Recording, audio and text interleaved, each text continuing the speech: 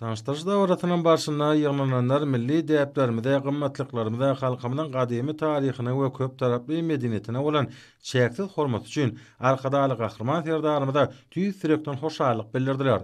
Çykyşlarda dünýä sivilizasiýasynyň ösüşine münasip goşan halkymyzyň beýik medeni mirasyny we taryhyny düýpli öwrenmegiň, aýawla saklamagyň hemde giňden wagt etmegiň zerur döňen noktaýan kitabyň möhüm ähmeti bellenildi. Tanıştırıcı dawratyny atmajylar äne o müň ýyllyklarydan göz başalýan medeniýet atly baýmany mazmuna eýe bolan kitabyň maddi medeniýetiň gymmatly ýadygärlikleri ulgamlaryny toplamak, düýpli öwrenmek hemde wagt etmek babatda arkadaly gahrman serdarymyz tarapyndan durmuşa geçirilýän giň gerimli işleriň aýdyn görkezýüsi bolanyny bir agzdan bellediler. Mälim oşaly 23 martda geçirilen Türkmenistanyň Ministrler Konwentiniň mejlisinde hormatly prezidentimiz taryhda rızgal bereketli Türkmen topragynyň ul ösüşleri başdan geçirenligini belläp, watanymyzda dünýä belli Mason, Pampelli, Saryanizi ýaly alimlerden arkeologlaryň halkymyzyň şöhratly geçmişi bilen baýagly bir näçe açyşlary edenligine ölçekdi. Arkadaly gahrman serdarymyzyň belleşi ýaly gahrman arkadamyza olar bilen şeýle-de olaryň nesiller bilen işleşmek, ýurdumynyň durly könjeklerini arkeologlaryň taparlaryny guramak, umuman gazyw artarş işler bilen baýagly guramaçylyk işlerini alyp barmak mesele etdi. Gahrman arkadamyzyň taryhy çeşmelerden getiren maglumatlary täze kitabyň döremegine ýakynan ýardam berdi. Awtoryň pikir garaýşlary gadymy änewiň täsirine taryhy birleşdirýän uly wakalar, ahal ýaýlasyna gadymy änewiň şöhratly ýoly dowamyty uzayatly 3 wagtda beýan edilýär. Döwlet başlama täsirin rowayatlary häzirki günlere çene saklap galan durly zamanlaryň hemde halk hakydatynyň şaýady bolan änew medeniýetiniň ähmetini kitabyň sahypalaryna giňişleýin beýan edýär. Hormatly prezidentimiz toplan maglumatlaryny eseljermek bilen gadymy änewiň taryhy, binägärlik ýadygärlikleri, jeyhun ekrançylyk medeniýeti, belli almy baragçylar tarapyndan häzirki Ahal vilayatyna we Änew şäherine anyp barylan gözlegleriň netijeleri bu sebäpde toplan iş tejribesi Milli Akbuğday Muzeyi barada gurrun berýär. Tanıştırış dawratyna çykyş eden şahyrlar sunugy satlary arkadaly gahrman serdarymyň täze eseriniň ata-babalarynyň mirasyna aýawly garaýan halkymyň gadymy maddi we ruhy medeni mirasynyň dowamytlygyny gorap saklamaga ýardam etjekdigini bellediler. Hormatly prezidentimiz arkadaly gahrman serdarymyň paratly ýol başçylygyna amala asyrlan döwlet siýasaty agzybir halkymyň şuňky we ertirki bagtyarlygyny üpsün etmäge gönükdirlendir. Hormatly prezidentimiň änew müňilliklerden göz başalan medeniýet atly täze kitabyny belleşi ýaly. Adamzadyň ajaýyp geljegini bilelikde urmak üçin täze pikir taglimatlar öňe sürmek biziň döwletimize, gahrman arkadagymyza mahsus ýörelwe. Ol ata-baba asylly ýolumyzyň döwrewap dogamaty. Çünki ýaşaýyş hemişe täze başlangyçlaryň, täzeçe pikirleriň muşdogy. Bu taglimatdan ruhlanýan biziň hemmemiz üçin döwlet başlanmagyň täze kitaby, taryhyň öznükçüligi, onuň sapaklary, müdimi, gymmatlyklary hakyndaky eserdir. Bu kitapda Mehriban toprağımyza, halkymyza, taryhymyza, bagtyar zamanamyza boýsunç mukam bolup joşgunly beýan edilýär. Watanymyzyň taryhyny boýsunmak, bu toprakda gazanýan üstünliklere şärik bolmak bolsa her birimiz üçin ulu bagtdyr. Arkadaly gahrman serdarymyň täze kitabynyň ilmi, siýasy, medeni, terbiýeçilik nukdaýlaryndan iňen uly ähmeti bar. Sebäbi onuň sahypalaryna taryhy, medeni ýadygärliklerimiziň İslam dünýäsinde beýik hormata eýe bolan pederlerimiziň ornu barada anyk maglumatlary sargylanyp giňişleýin maglumat beýan edilýär. Şu ajaýyp kitapda Sultan Sanjaryň, Mäne babanyň, Seyit Cemaletdiniň, Mawtumul Pragynyň, Annagyl Smeýatäjiniň, Durdy Bagşynyň, Döwlet Mehmet Şahyryň we beýleki şahsiýetlerimiziň atlary, bitiren işleri mazmun baglanşygyna täsirli beýan edilýär. Bu beýan milletin kadimden arzulan bütüwlüni alamatlandyrýan, ol bütüwlü wasp edýän köňül namasy dälindirýär.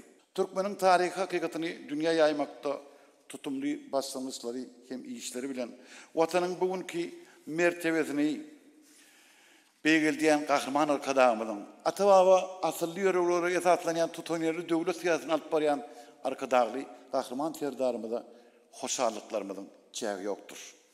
Türkmen halkynyň milli lideri, Türkmenistan halk maslahatynyň başlygy gahryman arkadagymyza, hormatly prezidentimiz arkadagy gahryman serdarymyza bir can saglyk, uzak ömür, mehriban halkymyzyň abadançylygy bagtyar gelçe urnalyp barýan bimeçgör işlerine ulus ünükleri arzu edýän.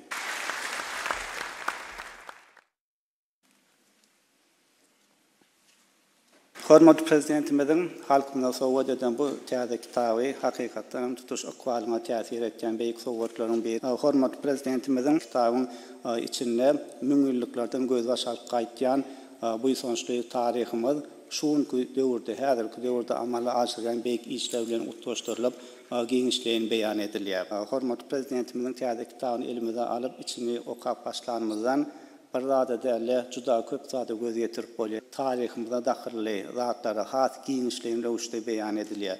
Özüm günden onu şeýerde adamlaryň taryhyny, medeni ösüşündäki esasy merkezleriň, esasy ojaklaryň biri bolan, ýani o medeniýetiň sevitdäki umman ahal welaýatynyň çäklerindäki gadymy medeniýetler dogrusyna has giňişleýän beýan etýär. Şolaryň ählisinde taryh maglumatlary şeýle bir täsirlik bilen, lawazlyk bilen çeper beýan edilýär bolan. Şo sözleri okanyňda sözleriň hoş lawazlylygy, akynlylygy we ilmi populyar eserdigine garamazdan türkmen diline düşnükli beýan edilenligi haýran galýar. Şu zatlaryň ählisi hormatly prezidentimizin ustadlygynyň şeýle hem dilin çeperçilik feriştelerini kämil derejede peýdalanyp bilýänligini anyk görkezýär. Hormatly prezidentimiz täze kitabyna dünýäniň iň uly gençi hadinalarynyň biri pikir diýär.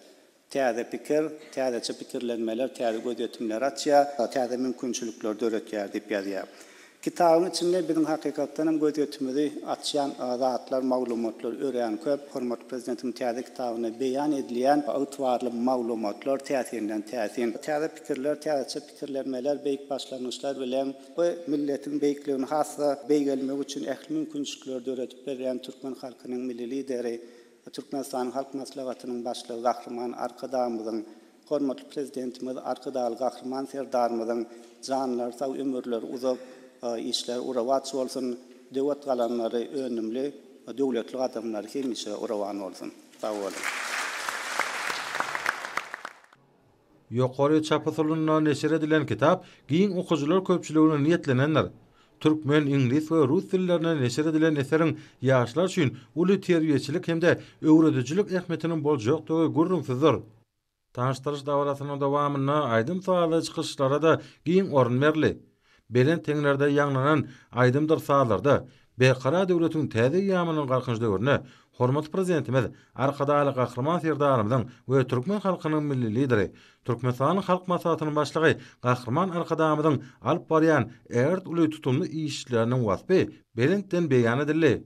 Davranyň ahyryna ýyglananlar halkymyzyň medeni mirasyny we taryhyny ilmi esasy öwrenmek, gadymy gymmatlyklary ýüze çykarmak hemde dikeltmek, olary geljek nesillere ýetirmek ugruna alyp barýan bimeşhur işler üçin hormatly prezidentimiz arkadaly gahryman serdarymyza hemde türkmen halkynyň milli lideri, Türkmenistanyň halk maslahatynyň başlygy gahryman arkadamyza tüý sürekden hoşalyk bildirdiler. Ahal welaýatyna geçirilen tanıştırış dawrasyna çykyş edenler hormatly prezidentimiň täze kitabyna paýhatly pederlerimiziň dünýä medeniýetiniň ötüşine goşan uly goşandyny has aýdynlyk bilen äşkar edýänligini bellädiler. Şunuň bilen barlykda halkymyzyň döreden milli gymmatlyklary, Guran döwletleri we berqarar şäherleri tutuş adamlar üçin ähmetliliginiň nowatdaky iqrarnamasyny bellemek ýakynmydyr. Şeýlede dawarda edilen çykyşlarda arkadaly gahryman serdarymyzyň ajaýyp eseriniň halkymyzyň şöhratly taryhyny hemde baý medeni mirasyny öwrenmekde, ony giňden wagt etmekde uly ähmete eýedigini ataldy.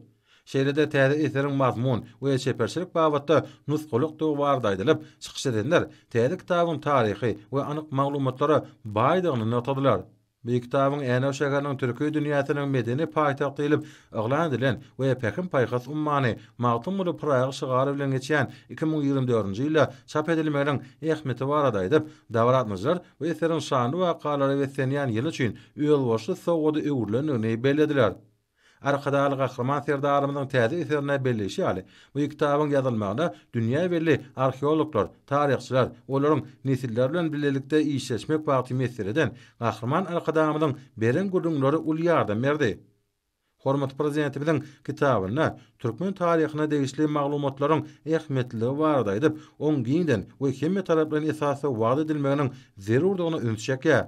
Şunda gadymy Änew şäheriniň tutuş adamlaryň taryhyna möhüm merkezleriň biri bolanyny bellemek ýakyndyr. Çykyşlaryň dowamyna hormat prezidentimiň täze kitabyna Änew şäheriniň diňe taryhy bilen eýsem şuňky ajaýyplygy we uzak geljegi nazarlayan ösüşli beýik maksatlar bilen dünýäniň ünsüni özüne çekýän barada aýdanlaryna aýratyn ähmet berdiler. Türkmenistanyň Ilimler Akademiýasynyň magtumulady Naky Dil, Edebiýat we Milli Golýanmalar Institutynyň ilmi işgäri kitabyň almaslar baradaky garaýyşyny şeýle beýan etdi. Hormatly prezidentimiz arkadaly gahryman serdarymyzyň Änew müňilliklerden göz başalayan Medeniýet adly ajaýyp kitabynyň peşkeş bermegi tutuş dünýä halklaryny şeýlede türkmen halkyny hasy buýsanlardy. Änew medeniýeti elbetde Merkezi Aziýa sewtinde iň gadymy medeniýetleriň biri hasaplanýar. 19-njy asyryň sepkedinden başlap bu ýerde bir näçe alimlaryň, arheologlaryň gazyp işi geçirmegi netijesinde Änew medeniýeti Eneolit döwrüne degişli, ýagny Mis asyryna degişli iň gadymy ekrançylyk medeniýeti diýilip aglan edildi. Ýagny Merkezi Aziýada ýerleşen iň gadymy suwarymly ekrançylyk medeniýeti bolup durýar. Onha hormatly prezidentimiz arkadaly gahryman serdarymyzyň bu ajaýyp kitabyny bir näçe ilmi açyşlara duş gelmek bolýar. Bu kitabyň 3 babdan ibaret bolan bir näçe bölümleri öz içine alýar. Şonuň bir bölümi Gatar, Bagabat, Änew diýilip adlandyrylýar. Onha şu Gatar sözi Isidor Harakski'nin işinde berilen maglumata göre Änew yerlerine yerleşen, ýagny Gatar sözü gelýär. Onha hormatly prezidentimiz arkadaly gahryman serdarymyz antik döwürde Änew adynyň bir Gatar sözü bilen adlandyrylan barada ilkinji bir ilmi açyşy orta etdi. Diýmek bu kitap diňe bir ilimde täzeçilik bolmagyny çäklenmän eýsem ol bir açyşlary öz içine alýar. Änew medeniýeti bilen baglykda 19-njy asyryň sepkedinden bir näçe alimler bu ýerde gazyp tarys işi geçirildi. Rafael Pampeli 1904-nji ýylda Änewiň depelerine gazyp tarys işlerini geçirýär we netijesinde bolsa Änew ak buğdaýyň watany diýilip aglan edildi. Arkadaly gahryman serdarymyzyň bu ajaýyp kitabyna diňe bir taryh ýa-da bir edebiyat hakkında ilmi maglumatlar berilmän eýsem Änewiň häzirki döwürde bir awadanlaşdyryşy, ýagny berkarar döwletiň täze ýamynyň galkynşy döwrüne magtumly Pragynyň arzu bilen ajaýyp zamanasyna Änewiň bir ösen derejeler hem beýan edilýär.